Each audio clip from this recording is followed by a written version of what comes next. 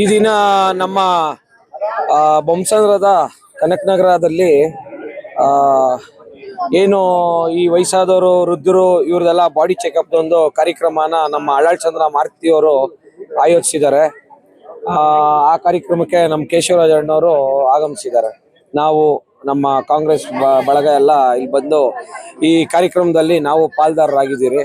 ಜನಗಳ ಸೇವೆಯಲ್ಲಿ ನಮ್ಮ ಕಾಂಗ್ರೆಸ್ ಪಕ್ಷದ ಕಾರ್ಯಕರ್ತರು ಸತತವಾಗಿ ಅವ್ರ ಕೈಯಲ್ಲಿ ಏನಾಗುತ್ತೋ ಒಂದೊಂದು ಮಾಡ್ಕೊಂಡ್ ಬರ್ತಾ ಇದ್ದಾರೆ.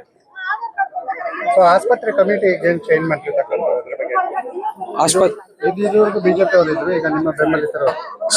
ಸರ್ಕಾರ ಚೇಂಜ್ ಆದಂಗೆ ಅದು ಕಮಿಟಿ ಚೇಂಜ್ ಆಗುತ್ತೆ. ಅದು ಕಾಮನ್ ಥಿಂಗ್, ಎಲ್ಲರದು ಅಷ್ಟೇ. ಅದು ಇಷ್ಟು ದಿವಸ ಈ ಹಿಂದೆ ಸರ್ಕಾರ ಇದ್ದಾಗೆಲ್ಲ ಆಗಿರ್ಲಿಲ್ಲ.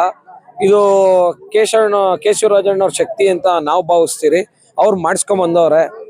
ಅದರಿಂದ ನಾವೆಲ್ಲರೂ ಕೇಶವರಾಜಣ್ಣವ್ರಿಗೆ ಧನ್ಯವಾದ ಹೇಳಕ್ಕೆ ಬಯಸ್ತಾ ಇದ್ದೀರಿ. ಯಾಕಂದ್ರೆ ನಮ್ಮ ಕಾರ್ಯಕರ್ತರನ್ನ ಅಲ್ಲಲ್ಲೇ ಇಷ್ಟು ವರ್ಷದಿಂದ ದುಡ್ದಿರೋರ್ನ ಒಬ್ಬೊಬ್ಬರನ್ನ ಗುರ್ತಿಸಿ ಒಂದು 8 ಜನ ಮೆಂಬರ್ ಮಾಡೋದು ಅಂದ್ರೆ ಅದು ದೊಡ್ಡ ಕೆಲಸ. ನಮಗ್ ದೊಡ್ಡ ಕೆಲಸ. ಯಾಕಂದ್ರೆ ನಮ್ಗೊಂದು MLA ಇಲ್ಲ. ಆದ್ರಿಂದ ಅವ್ರಿಗೆ ಒಂದು ಗೌರ್ಮೆಂಟ್ ಕಮಿಟಿಗಳಲ್ಲಿ ಒಂದೊಂದು ಹುದ್ದೆಗಳು ಕೊಟ್ಟಾಗ ನಮಗೂ ಒಂದು ಶಕ್ತಿ ಬರುತ್ತೆ.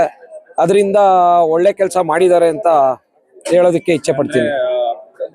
ಕಾರ್ಯಕರ್ತರ ಕೆಲಸವನ್ನ ಗುರುತಿಸಿದಾಗ ಅವ್ರಿಗೆ ಮತ್ತೆ ಕೆಲಸವನ್ನ ಮಾಡ್ಲಿಕ್ಕೆ ಸ್ಫೂರ್ತಿ ಬರುತ್ತೆ ಈ ತರ ವಿಚಾರಗಳಿಂದ. ಈಗ ನಿಮ್ಗೆ ಗೊತ್ತಿದ್ದಂಗೆ ಹಲವಾರು ಕಮಿಟಿಗಳಿದೆ ಇಡೀ ಕ್ಷೇತ್ರದಲ್ಲಿ. ಅದ್ರಲ್ಲಿ ಯಾವುದೋ ಒಂದು 4-5 ಕಮಿಟಿಗಳು ಆದಾಗ ಆ ಜನ ಏನು ಓಡಾಡ್ತಾ ಇದ್ರಲ್ಲ ಇಷ್ಟು ವರ್ಷಗಳಿಂದ, ಈಗ 18 ವರ್ಷ ಆಗಿದೆ ನಮ್ಮ ಸರ್ಕಾರ, ನಮ್ಮ MLA ಇಲ್ಲಿ ಬಂದು. ಈ 18 ವರ್ಷದಾಗ ಯಾರಿಗೂ ಈ ತರ ಕಮಿಟಿಗಳಲ್ಲಿ ಒಂದೊಂದು ಸ್ಥಾನಮಾನ ಸಿಕ್ಕಿರ್ಲಿಲ್ಲ. ಇವಾಗ ಏನ್ ಸಿಗ್ತಾ ಇದೆ, ಈಗ ಲ್ಯಾಂಡ್ ಟ್ರಿಬ್ಯುನಲ್ ಆಗ್ಲಿ, ಇಲ್ಲ ಗ್ಯಾರಂಟಿ ಯೋಜನೆಗಳಲ್ಲಿ 14 ಜನ ಪ್ಲಸ್ ಅಧ್ಯಕ್ಷ 15 ಜನ ಇದ್ದಾರೆ. ಈ ತರ ಇದ್ರಲ್ಲಿ ಒಂದು 8 ಜನ ಈ ತರ ಒಬ್ಬೊಬ್ಬರನ್ನೇ ಗುರುತಿಸ್ತಾ ಇದ್ರೆ ಅವ್ರಿಗೂ ಶಕ್ತಿ ತುಂಬ್ದಂಗ ಆಗುತ್ತೆ.